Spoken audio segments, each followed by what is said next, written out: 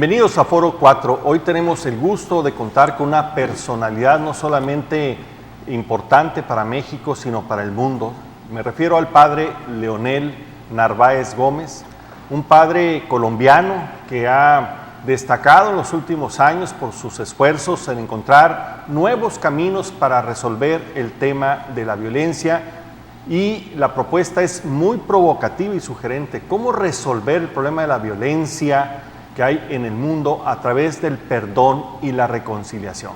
Padre, bienvenido a Foro 4. Muchas gracias, Marco. Qué bueno estar aquí y bienvenidos ustedes a esta sesión y esta conversa.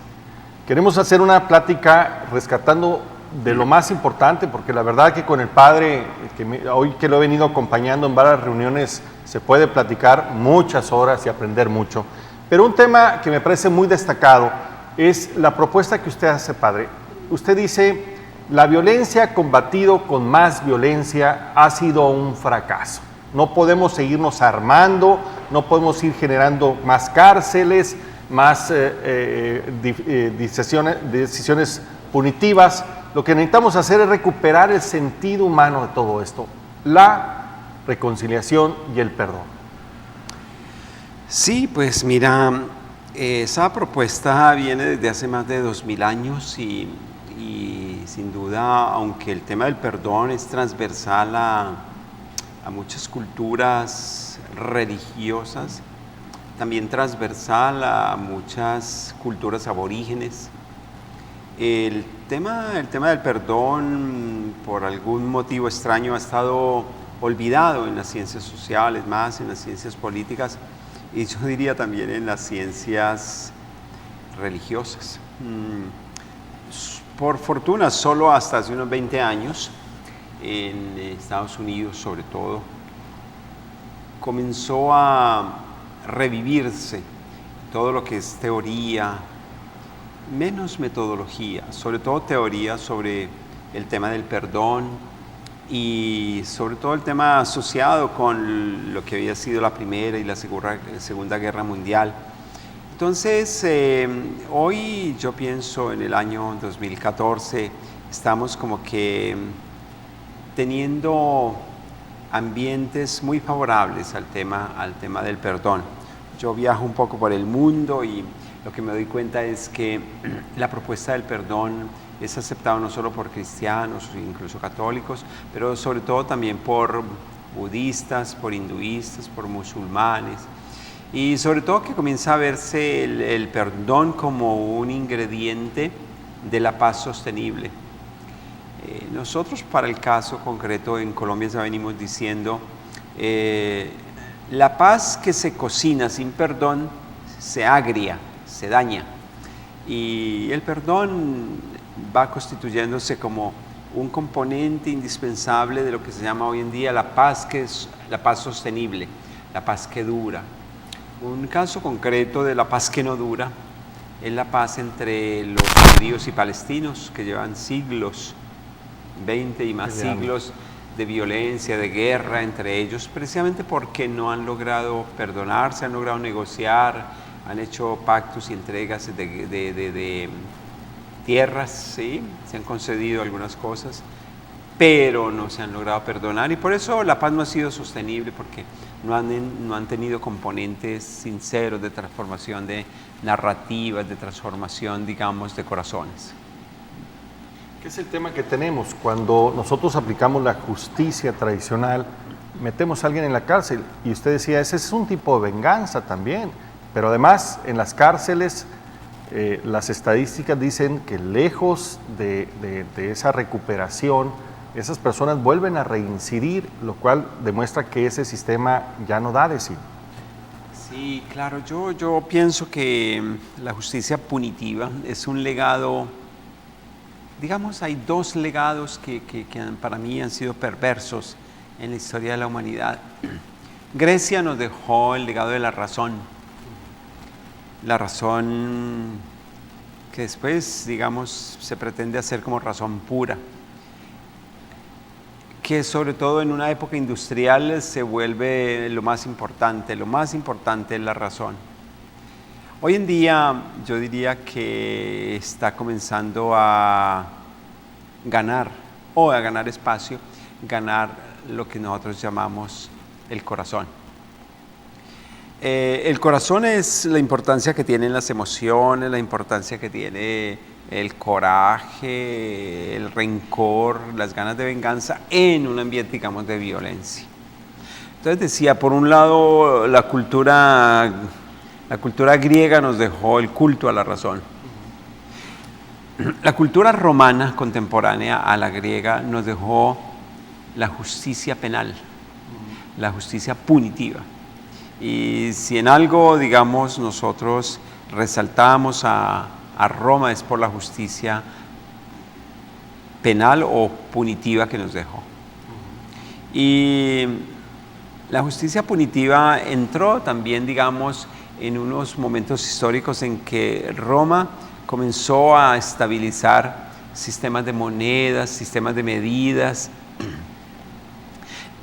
sistemas de distancias, de pesas o peso. Y todo eso creó lo que se llamaría una especie de como que de ley de la proporcionalidad. La racionalidad de Grecia con la justicia penal de Roma se juntaron y entonces comenzaron los vericuetos más difíciles en el derecho, y es cuánta pena hay que castigar por determinada cosa. Entonces se llegó como que a tasar todas lo que eran las culpas y las ofensas con unas determinadas penas. Es decir, se cayó en lo que te decía la ley de la proporcionalidad, a tanto cuanto. Exacto. Y que eso en alguna forma se manifiesta en el comercio, en el manejo financiero que le damos a las cosas. Yo te vendo esto por tanto, esa, digamos, ley de proporcionalidad. La ley que existía antes de todo eso no era la ley de la proporcionalidad. En las culturas indígenas existe otra ley que es mucho más bonita, y es la ley de la gratuidad. Contra la ley de la proporcionalidad, que fue también la que generó las cárceles, las cárceles que en el fondo son un fracaso para la humanidad, porque como bien lo anunciabas tú, las cárceles generan una reincidencia del 60 al 70, 75%, y entonces en ese sentido se entiende que las cárceles son un pésimo negocio. Y digamos, si se quisiera pensar que las cárceles fueran unos espacios regeneradores, en realidad no lo son. Y ahí, sobre todo en las cárceles, las personas que pagan 1 año, o 2 años, o 3 años, esa ley de la proporcionalidad, ¿sí? Ahí es donde se ve que es un fracaso. Cuando los grupos aborígenes, o cuando en la realidad cotidiana nosotros, en lugar de la ley de la justicia punitiva, aplicamos la ley de la gratuidad, entonces nosotros entendemos como el perdón es un don, es algo gratuito, es una filosofía que revierte totalmente la mirada de la humanidad hacia otros paradigmas. El paradigma de la gratuidad en una sociedad capitalista no ha sido posible. La sociedad capitalista es de la sociedad que acumula, que genera más poder, que genera ganancia. La economía de la gratuidad es la de donde nos sentimos todos comunidad, todos compartimos, todos somos parte de ese cuerpo, digamos, que nos une a los miembros de un determinado grupo. Esto lo sienten mucho las culturas indígenas. Yo sé que ustedes aquí en México tienen, para decir solo una, porque yo sé que son otras, la cultura rarámuris, ¿sí? De la Sierra Tarahumara.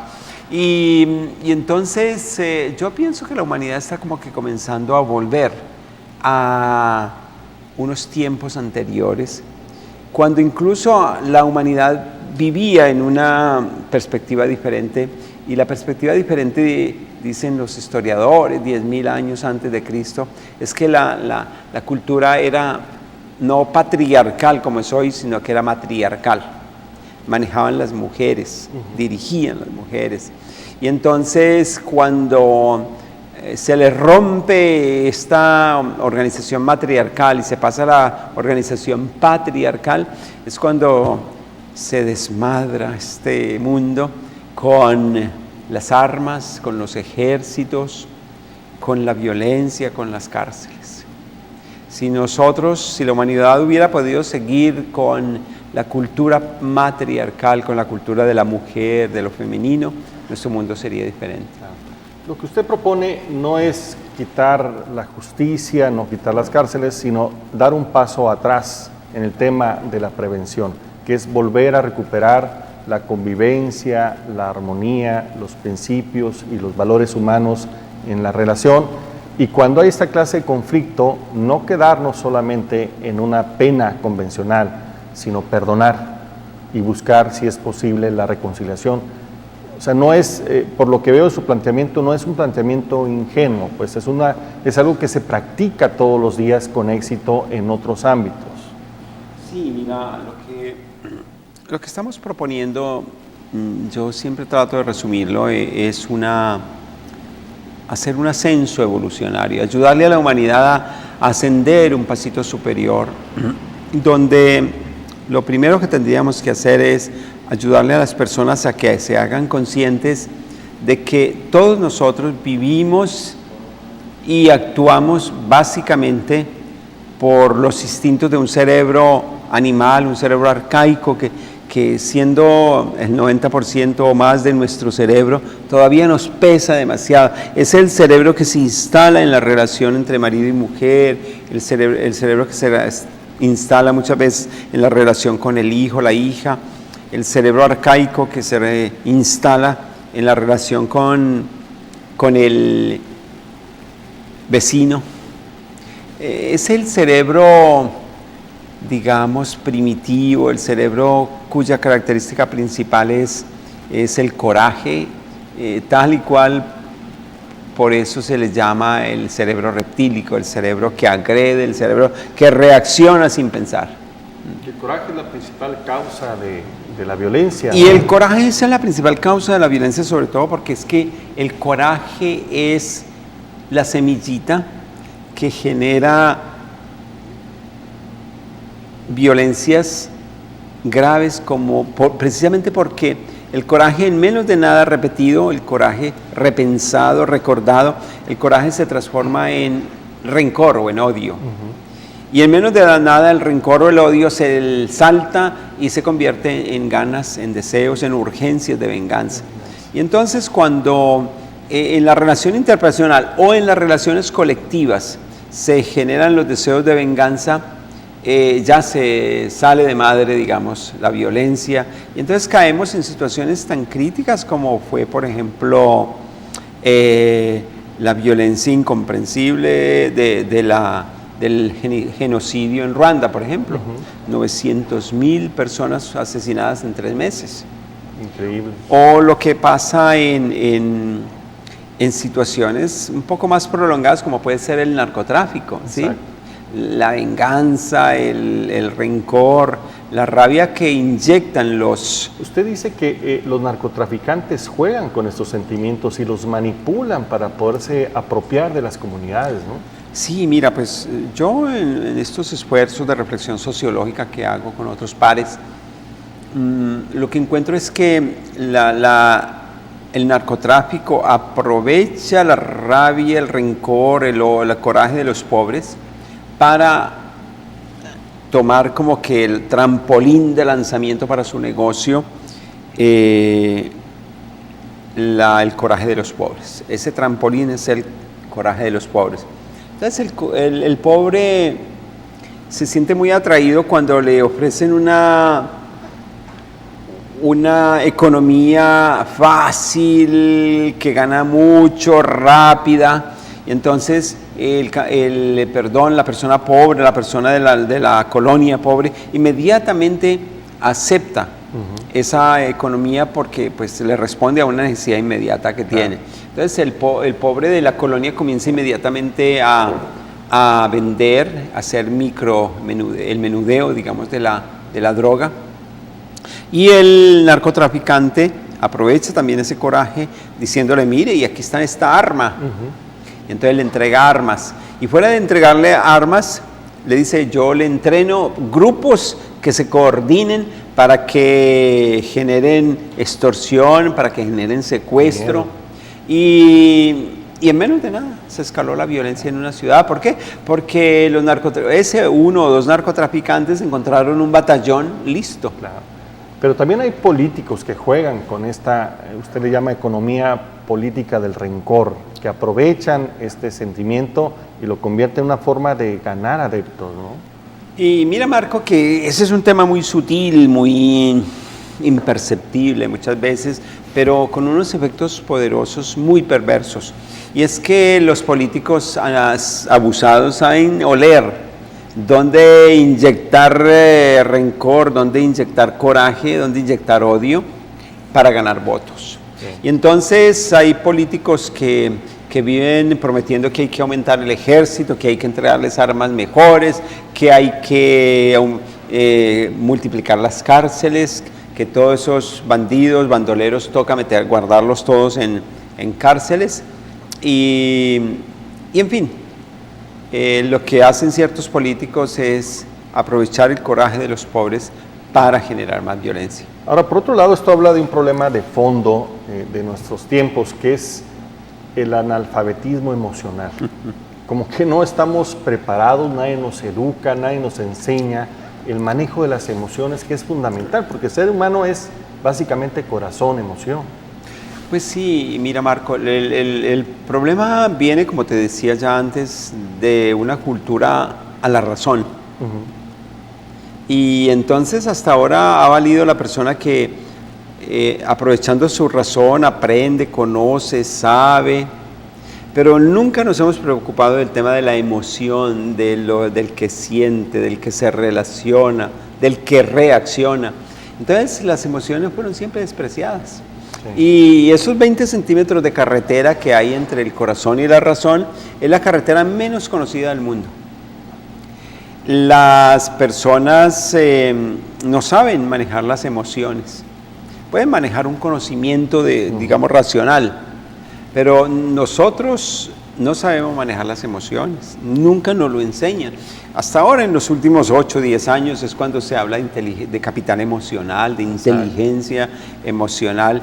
Y interesantemente, lo que se ha descubierto es que las personas más exitosas en la vida son las personas que más capital emocional tienen. Es decir, las personas que saben manejar un coraje, que saben manejar una emoción, cualquiera que sea, la saben sostener a su debido momento, a su debido tiempo. Esas son las personas triunfadoras. Y ese resurgimiento de volverse a reencontrar el ser humano con sus capacidades, pues hay dos espacios que usted plantea que son privilegiados, que es la familia y la escuela, que a veces no le sacamos el provecho que deberían de tener para el renacimiento de esta nueva sociedad, ¿no? Pues mira, qué bueno que lo mencionas, Marco, porque sin duda es en la escuela o en la familia donde empieza la paz o donde empieza la violencia. Desafortunadamente en toda nuestra sociedad pues, continental latinoamericana, hablo que es la que más conozco, pero tengo indicios también de que en otros continentes el problema es igual. La violencia intrafamiliar cada vez más crece en el mundo. La violencia intrafamiliar, digamos, es lo que en el fondo genera guerrilleros, pandilleros, lo que genera secuestradores, sobre todo cuando en la familia no hay el manejo adecuado de estas emociones y sobre todo donde no se le ha enseñado al niño el manejo de su coraje, el manejo de su rencor, las relaciones con sus hermanitos o con sus propios papás. Entonces, la familia, igual que para los niños, también para los papás, la familia se convierte en un escenario de paz o de guerra. Exacto. Pero quiero mencionar también el tema de la escuela. La educación sigue siendo militarista, inspirada, sin lugar a dudas, en tiempos históricos del máximo militarismo y de la dictadura, digamos, total, sobre todo de las monarquías francesas e inglesa, Y la escuela conserva el mismo docente, y la escuela con su institucionalidad conserva ese régimen militar de calificaciones, de filas, de horarios. Y los que trabajamos y pensamos en que puede haber una educación distinta, decimos que sí, que esa educación no permite más, si acaso, que aumentar conocimiento, pero no permite la convivencia, el encuentro entre las personas. Y la escuela del futuro es la escuela que educa para la convivencia, más que para el empleo, aunque eso también sea importante. Usted hacía menciona que hay ya diferentes casos donde la mayor convivencia ha generado mejor rendimiento escolar, que es está demostrado objetivamente, no es una propuesta en el vacío, se está demostrando que sí sirve. Sí, mira, nosotros venimos haciendo unos pilotajes en 7 instituciones de Latinoamérica, en espacios muy diferentes unos de otros. Tenemos uno en Monterrey, un colegio que se llama el Colegio Mater. Tenemos un colegio, y el Colegio Mater es de nivel 1, digamos, de nivel muy socialmente capaz, sí, económicamente capaz. Pero tenemos niveles también mucho más bajos. Digamos, en República Dominicana tenemos colegio intermedio, popular, pero de nivel medio alto. En Colombia tenemos colegios totalmente urbanos, pero en la zona rural, o sea, en los márgenes, en los extramuros de la ciudad. Por ejemplo, en Arequipa, Perú, tenemos un colegio en medio de la población más ruidosa, que es el centro de la ciudad de Arequipa. Y tenemos un pueblo ya, digamos, de barriada, muy pobre, en la ciudad de Mendoza, Argentina. Eso, tú ya lo anticipaste. Los niños que logran convivir bien, que están felices en sus aulas con sus profesores, son los niños que más producción académica tienen, es decir, los niños que aprenden mucho y que tienen buenos resultados. Interesante. Ahora, este tema del perdón y la reconciliación es un tema que ha sido central en la Iglesia, pero sin embargo, como que es un tema que se ha quedado hacia el interior de los templos. Usted también ha venido planteando que es un tema que tiene que salir a las calles, que es un tema tan importante que no se puede quedar encerrado ahí, sino que tiene que ser parte de la práctica diaria de todos los humanos. Sí, mira, Marcos, yo pienso que en esto a los miembros de la Iglesia nos queda mucho por hacer. Sobre todo todo el ejercicio, digamos, de recuperar primero un componente importantísimo de nuestra fe, que es la fe en el poder del perdón, en el poder de lo que hizo Jesús para transformar nuestras vidas, y es precisamente el poder del perdón, el poder de la misericordia. Y lo más trágico, Marco, es que dentro de la Iglesia Católica es el tema que menos conocemos. Yo digo que hay un analfabetismo sobre el tema del perdón enorme en la Iglesia, sacerdotes, obispos. Y yo acostumbro decirles con respeto a los obispos, pareciera que fueran vergonzantes del perdón, porque realmente el perdón sí es difícil argumentarlo de frente a temas tan importantes como la justicia. Entonces a uno le preguntan, y entonces si tú hablas de perdón, ¿y cómo queda la justicia? No, es que perdón no es negar la justicia. Y entonces a uno le preguntan, bueno, y si hablas de perdón, entonces ¿cómo queda ese tema de la verdad, de la reparación? Otra vez, es que el perdón no es negar ni la reparación ni negar tampoco la verdad. Entonces, el que nosotros, sacerdotes y obispos, sobre todo, que son los maestros, digamos, de la comunidad, que los obispos aprendan a manejar los conceptos teóricos y metodológicos del perdón, es una alfabetización urgente. Y yo le diría, padre, que yo siento que los tiempos de cambio llegaron a la Iglesia, con el Papa Francisco, este Papa sensible, tremendamente humano, sencillo, que está volviendo a retomar lo básico de la iglesia, que es ayudar a los desprotegidos, a los que sufren injusticias. Como que hay una especie de rebote otra vez al origen, ¿no, Padre? Y una gran oportunidad en la iglesia de transformarse y volver a recuperar la esperanza de las transformaciones que requiere nuestro mundo, ¿no? Sí, yo pienso que con este Papa Francisco nosotros estamos comenzando como que una época nueva, fresca, bonita, prometedora. Y qué bueno subrayar que de verdad este Papa nos está enseñando no solo que Dios es misericordioso, sino que todo buen cristiano tiene que ser misericordioso. Así es. Misericordioso, que quiere decir tú debes tener la capacidad del perdón. Si no perdonas, no eres ya cristiano. Es un paso previo para incrementar nuestra posibilidad de ser felices, ¿no? Exactamente. Las personas que no perdonan son muy infelices. Las personas que no perdonan se enferman, las personas que no perdonan viven amargadas, no duermen, tienen gastritis, enfermedades del corazón, enfermedades de todo tipo. Usted decía, son inclusive infecciosas, ¿no? Afectan a los círculos que los rodean porque van transmitiendo ese dolor, ¿no? El tema del perdón tiene que ver mucho con salud pública, porque el perdón es lo que elimina precisamente que las personas infecten con el rencor, con el coraje, infecten a otras personas.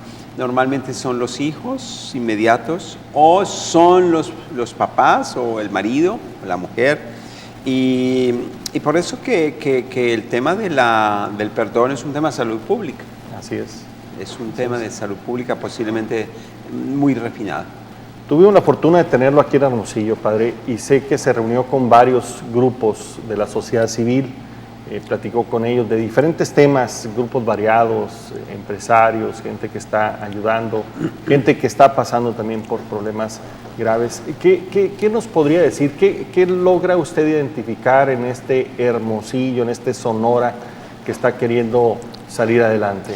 Pues mira, yo lo que identifiqué de forma muy, muy agradable es que hay un conjunto de empresarios y de políticos, diría yo, nuevos, que quieren cambiar la situación, que quieren comprometerse con el desarrollo de la ciudad, que están deseosos de buscar alternativas, tecnologías nuevas, y que en modo especial quieren darle respuesta a problemáticas tan serias como es la violencia y violencias de tipo organizado como es el narcotráfico, y posiblemente no acá en Sonora, pero por ejemplo en otros lugares también el deseo de darle respuesta a los autodefensas. Las autodefensas es una cosa muy perversa, muy perniciosa para una ciudad, para un país, y si se le da rienda suelta a las autodefensas, si el gobierno pierde el legítimo monopolio de las armas, yo quiero advertir que la sociedad va muy mal y va para tiempos muy difíciles. Ustedes vivieron desafortunadamente una muy mala experiencia con las autodefensas que se convirtieron después en el problema, ¿no? Claro.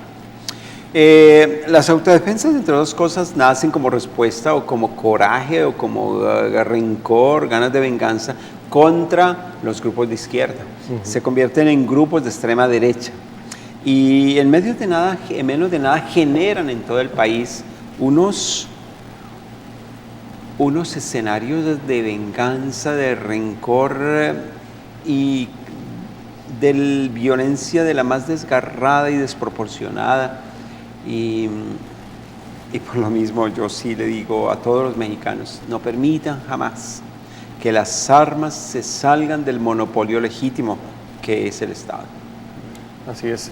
El padre Leonel Narváez ha estudiado el tema del perdón y la reconciliación, no solamente desde el punto de vista filosófico, sino también se ha acercado a las mejores universidades del mundo y se ha apoyado en los mejores científicos sociales para poder entender y profundizar lo que esto significa. y ha generado una metodología que se traduce en las escuelas para el perdón y la reconciliación. Las escuelas Espere, que ya en México han crecido afortunadamente con más de 20,000 voluntarios, ¿no, padre? Y ojalá que pronto aquí en Hermosillo tengamos algunas de estas escuelas, porque nos ayudan mucho, es una forma de ir resolviendo junto con la sociedad nuestros problemas para que no lleguen a convertirse ni en delito, ni en rencor, ni en venganza, ¿no, padre? Claro. Sí, es una metodología muy sencilla, muy seria, sin duda. Es una metodología muy lúdica. Sí. La gente que viene a estos cursos, unos cursos de entre 40, 50 horas, 2 fines de semana cuando se hacen concentrados, o cuando se hacen, digamos, en sesiones a lo largo de varias semanas, dura aproximadamente 3 meses, o sea, en 11 sesiones o 12 en total, con una sesión por semana. Nosotros queremos invitar al público que nos hace el favor de vernos, que entren a la página, al www.fundacionporlareconciliacion.org y se involucren más. Creo que vamos a encontrar muchas respuestas a los problemas que queremos resolver a punto de riflazos, de balas, y que evidentemente no se han podido resolver por esa forma. Así que esta propuesta del padre Narváez es una gran esperanza para quienes creemos que es mucho más fuerte el corazón que el músculo. Claro, y yo los quiero felicitar a ustedes, Marco, por esta iniciativa de favorecer el diálogo, de por favorecer la palabra. Yo vengo diciendo por todas partes, y me gusta repetirlo, que la violencia, las armas, son el fracaso de la palabra. Qué bonito que aquí se enarbola la palabra, no el fusil. Qué bonito que aquí se airean las ideas diferentes, nuevas. Qué bonito que le queremos como que dar importancia a la tolerancia de las ideas diferentes, la tuya, la mía, la de posiblemente de quien nos escucha. Claro. Pero qué bonito entonces que México, que nos da ejemplo, qué bonito que en la relación interpersonal, en la relación grupal, en la relación nacional, qué bonito que nunca prime la violencia, el puño, el cuchillo, la pistola, sino que qué bonito que podamos instaurar la palabra dulce, la palabra amable, la palabra asertiva. Ese es el camino para la paz. Y miren que entenderlo de un padre colombiano donde desafortunadamente han sido presa de la violencia y que han podido salir adelante a través del diálogo, a través de ponerse de acuerdo, de encontrarse, de conocerse unos y otros, las víctimas y los victimarios, y encontrar salidas institucionales, porque también eso es cierto, siempre hay salida, siempre se puede avanzar. No hay cosas perfectas, pero hay cosas posibles que nos permiten dejar el pasado y pensar en el futuro con esperanza y con el deseo de ser felices, que es al final del día lo que venimos a hacer aquí a esta tierra, ¿no, padre? Eso es lo que venimos a hacer al final del día.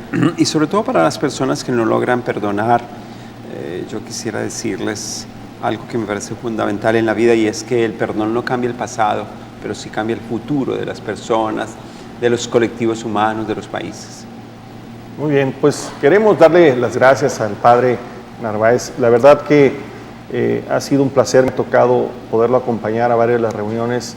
He visto cómo provoca transformaciones positivas con quienes dialoga y les abre nuevos rumbos, nuevas oportunidades para poder resolver sus problemas y ver ese futuro con esa paz, esa tranquilidad, pero esa esperanza de recuperar la felicidad, que eso es muy importante. Padres, muy contentos de que haya estado por acá, muy distinguidos por su presencia, y yo le quiero decir, padre, que lo necesitamos más por acá. Ojalá que dentro de poco podamos contar con usted y dentro de poco podamos implementar aquí en Sonora, en Hermosillo y en otras ciudades de Sonora, estas escuelas para la reconciliación y el perdón es urgente.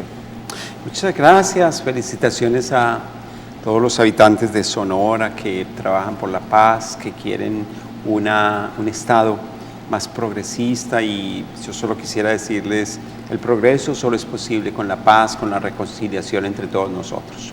Muchas gracias. Gracias a ustedes por la oportunidad de plantearles estos temas.